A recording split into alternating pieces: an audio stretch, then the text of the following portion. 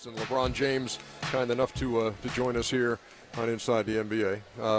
Congratulations again. The third time I've told you that. Now, actually, third time in 3 years. We all get everybody gets a feeling for a way a series is going to go. Honestly, what was your feeling going into the Indiana series? Because when you play Milwaukee, you're probably thinking, you know what, we should sweep or win in 5. Okay, we're playing Chicago, kind of banged up. We should do this. What was your feeling against Indiana? I knew it was going to be a tough series. They played us tough last year. Even though CB was out, they played us tough. And I watched the series that they were in.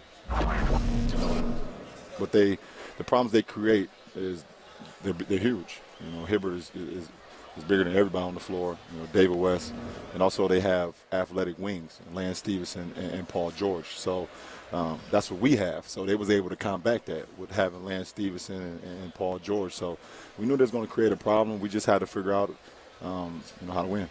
So LeBron, I'm not going to admit I was concerned. We all were concerned. But when Ernie did the beautiful intro and I saw you dancing in the locker room, I knew that you guys was going to win. I knew that you was going to play. What was your message to the rest of the guys when they saw you dancing in the locker room? Well, first of all, this is what we worked all regular season for, to have an opportunity to, if we didn't take care of business on the road, to be able to close out on our home floor with a Game 7. So in front of our fans, we gave our fans another game, and we should just go out and just use the experience that we've had the last 3 years to the best of our knowledge. We was just in this position last year against Boston, the Game 7 at home, so we can always go back and use that, and we was able to do that tonight. You know, it's funny. We talk about, I don't know if you get a chance to watch Kenny's pictures ever, but Kenny's pictures Apparently today was not. Of course I do. Yeah, just, you know, Kenny's pictures. I'm plugging my own. Kenny. We only got one. It's either halftime, he's busy, No, or after the game, he's still he's watching getting other games, not the game that he's playing in full. Kenny, hold on a second. Oh, Kendrick, Kenny's talking about it. No, wait. So he knows that joke. So he knows all of them. Does. So Okay, no, go but ahead. it was about your basketball IQ, understanding the moment, understanding the situation, and being able to get guys involved. And even Shaq earlier in the game said, well, he might come out as Magic Johnson or he's going to come out as Michael Jordan today. Which one? When you came into Game 7, knowing that Bosh, Wade, and some of the other guys hadn't been able to have the offensive load, what was your mindset? Well, first of all, the last 2 days I was on them. And I let them know that, hey, if we don't, it's just us three. It's us three at the end of the day. We have to put our team in a position to win. And I cannot afford to have you two struggle again. And, they heard the message and they was clear about it. And the first play of the game, I called up a set for D-Wade to get it in the post. Now, he didn't shoot the ball, but the simple fact that he felt like he was involved right from the gate allowed him to attack later on in the game. And I thought CB did a great job of, getting active on the glass first.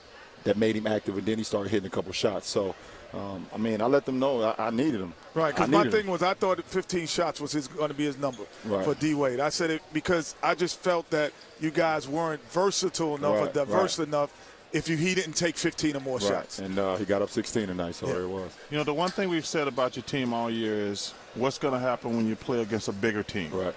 This is really the first big team, huge team you played against. And you struggled defensively and on the boards. This is probably the first game you won rebounding-wise. The Spurs are a similar big team. Do you ever worry about just getting beat up on the boards every single night? Well, that's a point of emphasis for us is to win a glass. And it's never going to be we don't have a Zach Randolph. We don't have a Dwight Howard. We don't have guys that can go out and get 13, 14 each and every night and just bank it. So we have to do it as a collective group. And tonight, I'm looking at the stat sheet. I had 8, CB had 9, D-Wade had 8, Bird had 5, and we was able to out-rebound them. So when we rebound, we're a much better team. And when we don't rebound and we get crushed like we did in Game 6, we can't win because it puts too much pressure on our defense at that point. In the course of this series, LeBron, you had a speech for your guys on the floor. Is that a speech? Once you repeat it, That's once you repeat it, it's after midnight. That's called getting cussed out. That's called getting cussed out. But also, Udonis Haslem had some words in the locker room for you guys. Who had the magic words before Game 7? Did Riles talk to you? Did Spo talk to you? How did it work? Actually, I think everybody had some type of input in Game 7. But mostly it was Spo. Spo came in. It just told us, hey, this is an opportunity, and these are moments that you'll remember 20 years from now. Did you get that burn the ships speech again? No, we didn't get the burn the ship speech. But you've heard that one already. Yeah, we heard that one. But he was just like, hey, guys, just seize the opportunity, seize the moment, and, just let the chips fall where they may. When you LeBron, got I noticed during the ceremony that you and D-Wade stayed on the side. Was that by design? Well, absolutely. It was by design. Honestly, I think it just kind of worked out that way. But we understand that the task is not over.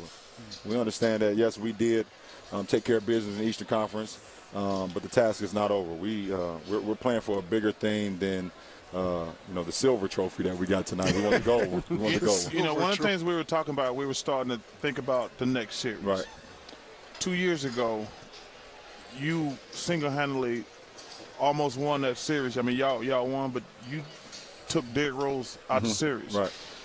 I think that's going to be a matchup that's going to have to work when y'all play the Spurs. Okay. I think you're going to have to guard Tony Parker at some point. Have you done it before, and what do you think about that matchup? Well, I mean, I haven't guarded him extensively. We played him in the finals in 2007, and he torched us. I was in Cleveland. He torched us. Mario Chalmers is going to start on him. Norris Cole is going to get on him. But I do feel if we go big, at some point we'll probably, with me, Ray, and D-Wade in the backcourt, I probably will guard him some.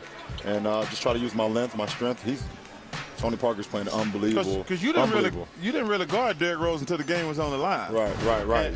And I think at some point that's going to start because he's the best point guard in the NBA and you're the best defender in the NBA.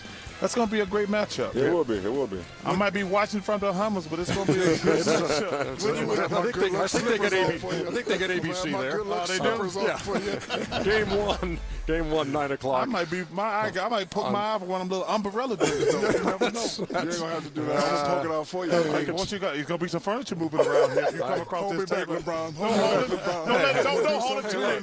I'm gonna do something to you now. Dude, we're on a platform here. Stop. Don't touch me. I'm gonna sue you. I hope he hit us both. Congrats again, man. Good luck in the finals and start Thursday. Congratulations, man. On ABC. 99-76. If you ever think about score. coaching, your IQ is up there, my man. Appreciate it. Appreciate it. You know you spilled beer on that suit I had on last week. Don't worry. TJ TJ Maxx is open. You can go get another one.